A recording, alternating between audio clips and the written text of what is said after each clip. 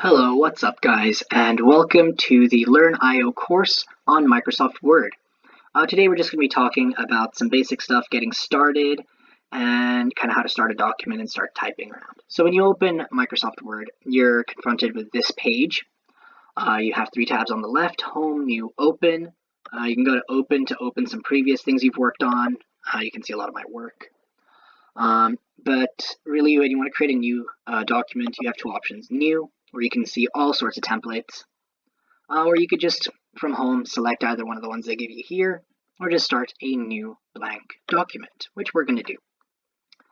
So you see once you enter, you have a bunch of options on the top and a blank page on the bottom. So Word is essentially, imagine you're writing a document. That's what you'll use Word for. So I can just start tapping away. Hello, my name is yada yada yada, whatever, right? But let's say you don't like the way this looks. It looks very simple, very boring. You want to make it stand out a little more. There's a whole bunch of things you can do. So you see when you highlight something, it gives you all these options, and you'll notice that a lot of them are very similar to the ones you see up here. So there's a bunch of font options and paragraph options, and let's explore some of them. So if I wanted to make a little something stand out, so I might say hi. I want this to really jump for whatever reason. I can choose to press this B, which will bold it, the I, which italicizes it, or the U, which underlines it. So if you can see right now, I have all three effects applied. Remember, Control B is the shortcut for bold, Control U is the shortcut for underline, Control I is the shortcut for italic. On Mac, that is Command U, Command B, and Command I for those three respectively. Actually, let me bring that back. We also have, right next to those three, there's this option right here, AB, with a line through it. It's called strike through. Basically, if you want something written, but you want people to realize that it's cancelled, that it's not what you really want to have there, there's a whole bunch of reasons you might want to strike something through. So maybe you're writing a story. Hello, my name is John Smith. And then you're like, no, not really. But you don't want to delete it in case you want to come back to that idea later. Maybe make another character called John Smith. Johann Kepler, right? You might use strike through for something like that. When you're writing, I know I use Word, or actually I use Google Docs, which is very similar to Word, and a lot of the things we learn here will carry over to Google Docs. I actually use that a lot for lab reports in various science classes that I take, and I know that it's useful for you also. Why is that? Yeah.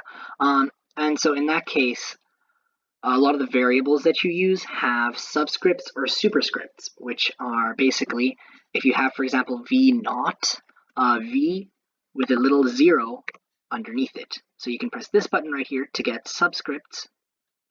You can see right there the shortcut for it, Control plus equals. A little strange, but yeah. So right here, Control plus, plus and equals is the same one actually, so it's just Control plus or Control equals, whichever one you want to call it. Or you could do a superscript, basically something to the power of something. So it's Control, Shift, and plus, or Control, Shift, and equals. So V squared, for example, or if I wanted to use the shortcut, I can just press Control, Shift, equals, and then I have that same option. And to get out of the superscript, you just press that same button. Control Shift equals, and now you're back to typing normally. So that's a pretty cool thing that you can do there. Let me get rid of the strike through here. I can also change the font that I'm writing with, and that's basically what this text looks like. So right now it's writing in Calibri body. I could change this to, if I wanted to look really cool and fancy, I could change this to Algerian. Now if you see, this looks very different. Each font looks different. I recommend just going around looking at some of them, figuring out which ones you like.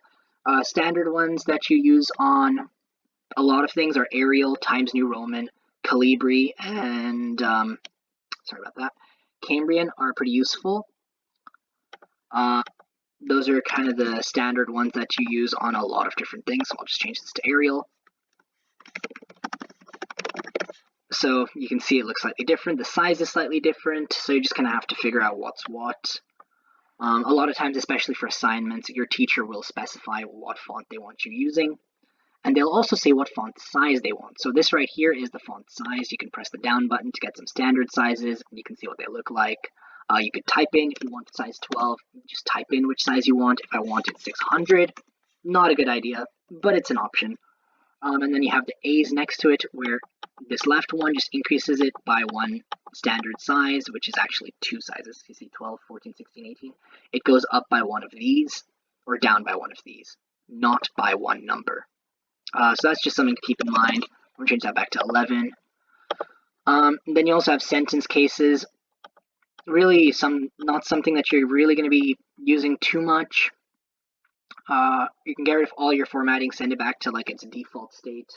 If you have a whole bunch of bold, underline, all of that, just highlight everything and clear the formatting. It's an easy way to do that. And then you have these three buttons over here. So this A with the color underneath it changes the color of your text. So right now you see the color is red. If I press it, my text is now red. I can also press this arrow next to it to get a bunch of options for colors, or I could do more colors and even use gradients when I'm coloring. But I'm not really going to bother with that right now. One more thing that's useful, especially if you download like a textbook off the internet, like I don't recommend downloading textbooks off the internet, but if your teacher sends you one and you download it and you want to highlight on Word, you can use this right here to highlight. Right now you see the pen has yellow underneath it, so it'll highlight in yellow. Same option, same deal. You can highlight in different colors. I could just select all of this, highlight in blue, done, boom. Let's say I don't want this highlighted, boom, just go over to the highlight. Stop highlighting, and now I'm no longer highlighting. Last option is you have this thing right here called word art. And we'll talk a little more how to insert that next time, but just keep in mind that that's another thing you can do. So then you see these paragraph options. There's a whole bunch of options here. So first we're going to talk about these four right here on the bottom. They're different ways to justify your paragraph. So let's just write a whole bunch of gibberish, right? I'm just going to add this just for the sake of showing something off, right? So right now, and then I'm just going to copy paste it so we can see it a little more in action. All right, so here we have a paragraph, right? If we, for example, and you'll see all of the left, the place it begins is always lined up. The place it ends isn't always lined up. So I could choose, if I want this all to be in the middle, I could center justify it. Doesn't make a lot of sense for a paragraph, but I'll show you a better use for that in a minute.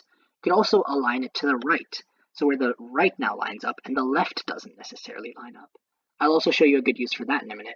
The most useful one for paragraphs, though, is justify, where it'll space your words out. Right now it looks pretty ugly, but when you have decently sized words, this actually looks pretty nice, and it's a good way to get it to line up on the left and line up on the right. For this kind of text, though, I'd keep it justified to the left. So I said I'd show off a good example for where you'd want to justify in the middle. Let's say you want a title. So if I have a title, then I'd probably want that to be in the middle, and I might even bold and underline it. So that's where all of this formatting comes into use. Then maybe if I'm doing an assignment for class, I want a name and a date. So name, and then I can add in underlines, and then a date. Right? So if I'm creating a document for class, that would be a good way to add name and date sections. Basically, there's a whole bunch of things you can do with that. But then you'll see to the right of these four, there's this little thing with two arrows and a bunch of lines. That basically is your line spacing. So within a paragraph, how far apart is each line? So you can see right now, this is on 1, 1.5, or 1.15, 1.5, 2, 2.5, and 3. You can even add custom spacing, add spaces before the paragraph, and add spaces at the end of the paragraph. A lot of times, especially in high school and sometimes in college, they'll ask you to double space your essays. So this is just an easy way to double space everything. Go here, double space, done. With that said, when you're indenting, because you know a lot of times they tell you with your essays, your paragraphs have to be indented. Easy way is click Tab, and it'll automatically indent it. But otherwise, you can also go here, you can indent everything. You can indent your entire paragraph. That's a little more useful when you're doing citations. For MLA, you need to use hanging indents. Sometimes that can be pretty useful for that. You can also indent to the left. Basically, if you've added a bunch of indents that you don't want, you can decrease the indent by using this. And then you'll notice the last thing right here, there's a whole bunch of bullet points. It's pretty easy to add bullet points into Word. You just click on this dot, tap away, enter, it'll automatically add one. If you want to stop writing bullet points, just hit enter again. It exits the bullet points. If you want to add a sub bullet point, so let's say the first bullet point, right? It's chapter 1, and then it has the title of the chapter. That was a typo. That was pretty bad. Chapter 1, and then the chapter title. But then you want to, and you're writing an outline for a book, and then you want to say, okay, we're going to have an introduction. How did I get this to be indented? Well, I just pressed tab. You could also use up here, indent. And that'll always change the type of bullet point. It'll move it to the right a little bit, so it becomes kind of like a sub point within your argument. You can also change what type of bullets you're using. Here you see all the none, arrows, check marks, all of this, so you can customize it as much as you want. It's pretty easy to use. You can also do the same thing using numbers. So I'll just change this to numbers. And it becomes 1, chapter 1, a introduction. Again, a whole bunch of things you can edit within here. I'm not sure if you can see that my recording software doesn't always record these drop-down menus, but it gives you the option for changing it to this, for example. Now that has one with a parentheses at the end. I could change it to be ABC types of bullet points, so on and so forth. Actually, thinking about that, you might not have seen the standard font sizes. They basically go 8, 9, 10, 11, 12, then 14, 16, 18, 20, 22, 24, 26, and then they go on going in 2s until they reach 28, then they jump to 36, 48, and 72. That's what I meant by these arrows don't go up by one number, they go up by one standard size. Then there's a third kind of bullet point right here, which changes your list library. Basically, you select one of those and it'll show you every single sub point in that kind of bullet point when you're selecting it. It's pretty cool, pretty useful. But yeah, that's pretty cool. And so there's these two things down here. This one is a fill. It kind of works a lot like a highlight, but instead of just highlighting the text, it highlights the whole row. So let's say I did orange, boom, the whole row is orange, not just the text. So I'll get rid of that because that looks kind of ugly. And then here we have a border. You can add top and bottom borders. You can add all borders, basically boxing something in. It's nice if you want to separate some information from other information. But I'll get into a slightly more effective way to do that if you want to add maybe multiple boxes in the same row. You can insert tables, but we'll get into that next lesson. But with that said, hopefully you learned something today. I'll see you next time.